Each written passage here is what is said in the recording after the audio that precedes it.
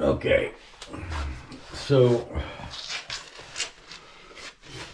what it looks like has happened here, this is supposed to be a simple toilet swap, but that is not going to be the case. This is a repair spacer, or just a spacer in general. The original flange is somehow compromised, or just so far below the slab someone thought they needed to do this. But there's no seal in there, and that's a problem. Like, I can go all the way through. See? It's completely open in there.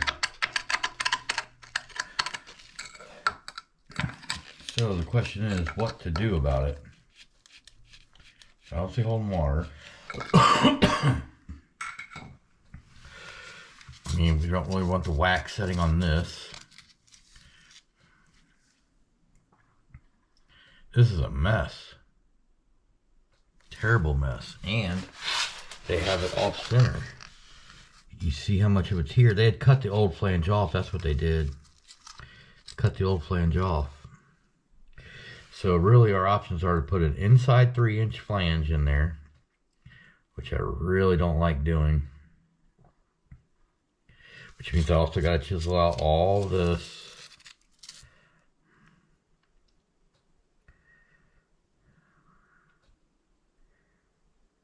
I really don't know what option we have. I mean, it's kind of ridiculous the way it is, to be honest with you. Guess we're gonna start chiseling this out and see what we got here underneath this, because I can't leave it like this. It is a slab house. It would probably never present a problem, but still, it's just not the right thing to do.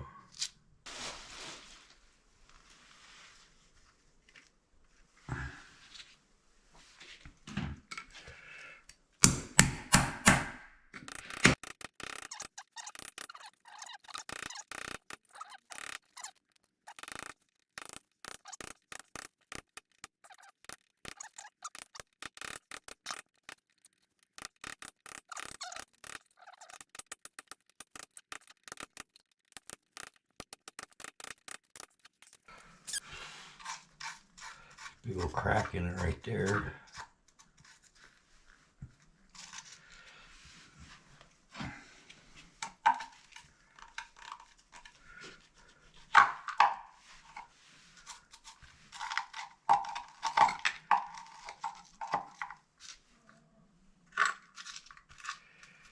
Let me try and get that tap con out of there.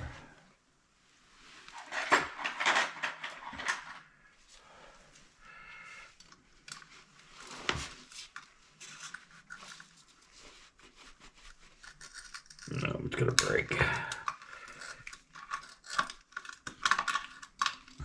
Well, or not. That's crazy. I would have never thought that it came out without breaking. Oh, it did break. Hell, that thing's like 3 inches long. It broke way down there, though.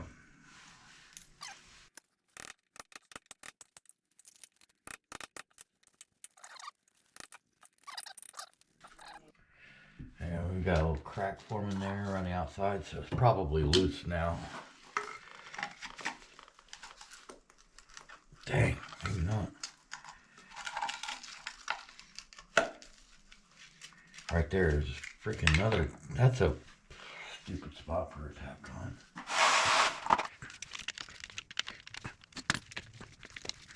It's a very poor example of how to repair a toilet flange.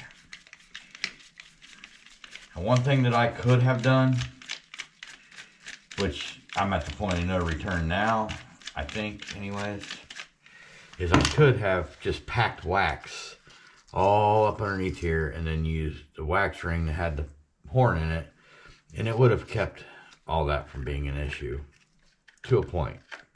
Would it have worked? Yes. Is it the right way to do it? Only as a last resort.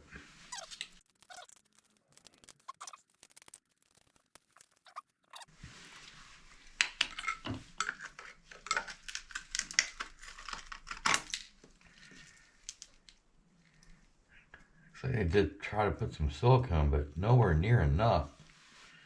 Nowhere near enough.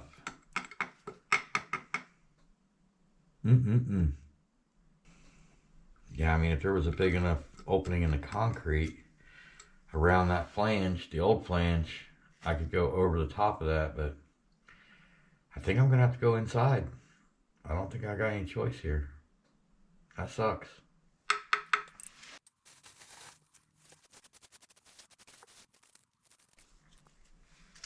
I mean, that is just sludge.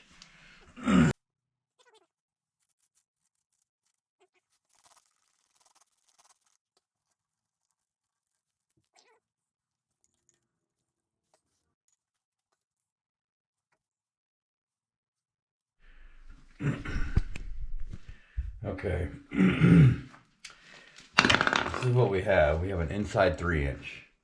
Not 100% ideal, but I mean, they had, before, they had a pretty restrictive, I mean, they had this in there before, which is actually way smaller. That's what someone had used. And that goes inside 3-inch to make a better seal. Not a terrible thing, but it's smaller yet. So we're going to go with this. One, we already have it. And two, I've used them before and I know it will work. But we're going to have to chisel out some of this because it won't fit.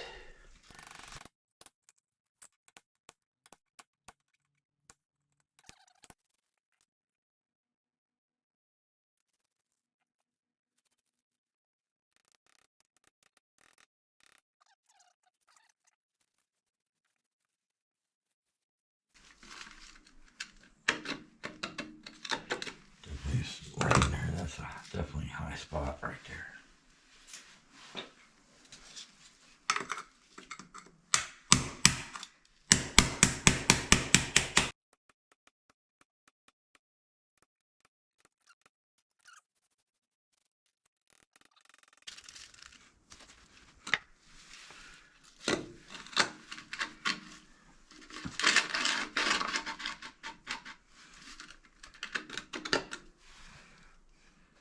Okay, so I'll just take off some of this. That'll get me as much as I can get. All right, we're back.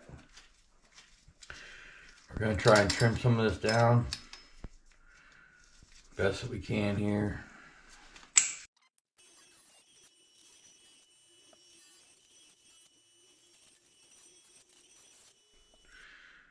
That is a bad dude. See how it looks. Oh yeah, that definitely gets it down in there more than that. More. All right.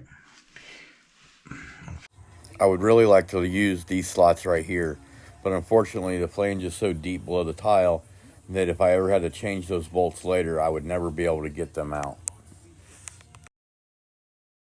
So, unfortunately, I'm going to have to use the slots, which I don't generally like to use, but it is what it is. Yeah, that'll work right there.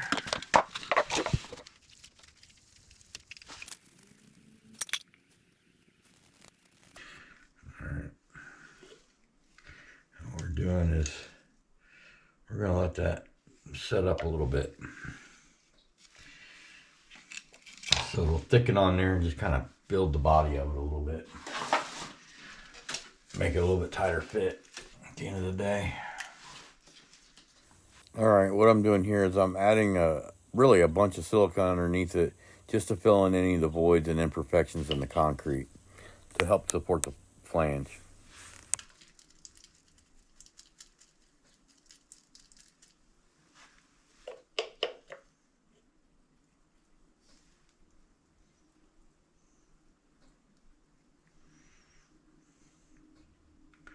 You have to let that glue set there for a minute. I don't know if you can see how thick that is, but it definitely changes things.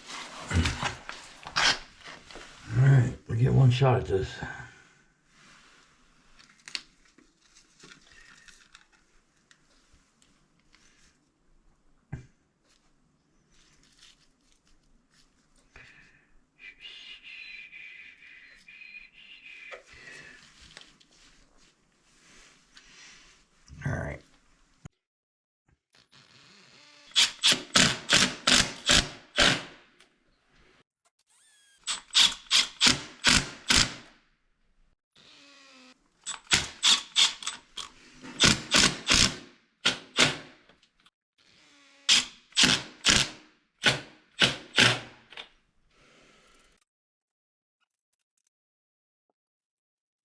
It's important to measure to the center of the flange and then place your bolts accordingly to be in that same straight line with the center of the flange. Okay, right here what I'm doing is I'm installing the wax rings, and I trimmed down the black funnel shaped piece off of the second wax ring, the jumbo, just so that it wouldn't hit the flange and cause a problem potentially when the toilet sets on it and smashes the wax down. Sometimes that black plastic piece will hit the flange and it can make the wax leak. So I trimmed that off, and especially in this situation, because I don't have a flange that's able to receive that funnel 100% correctly.